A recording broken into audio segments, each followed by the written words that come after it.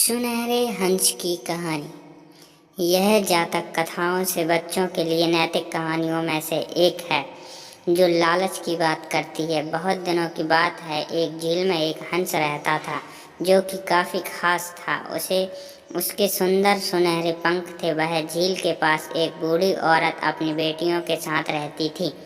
बहुत ज़्यादा मेहनत करने के बाद भी वे गरीब ही रहे। एक दिन हंस ने सोचा, शायद मैं हर एक दिन एक सुनहरा पंख दे दूं ताकि ये महिलाएं इसे बेच सकें और जीने के लिए पर्याप्त पैसा हो। अगले दिन हंस बुढ़िया के पास गया। उसे देखकर बूढ़ी औरत ने कहा, मेरे पास तुम्हें देने के लिए कुछ नहीं है।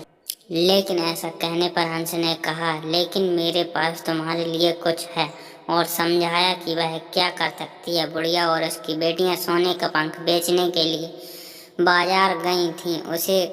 उस दिन वे हाथ में पर्याप्त धन लेकर खुश होकर वापस आए। हंस दिन ब दिन बुढ़िया और उसकी बेटियों की मदद करता रहता था। बेटियां चिड़ियों के साथ खेलना पसंद करती थीं और बरसात और ठंड के दिनों में उसकी देखभाल करती थी। जैसे जैसे समय बीतता गया, बूढ़ी औरत और लालची होती गई। एक पंख उसकी मदद कैसे कर सकता है?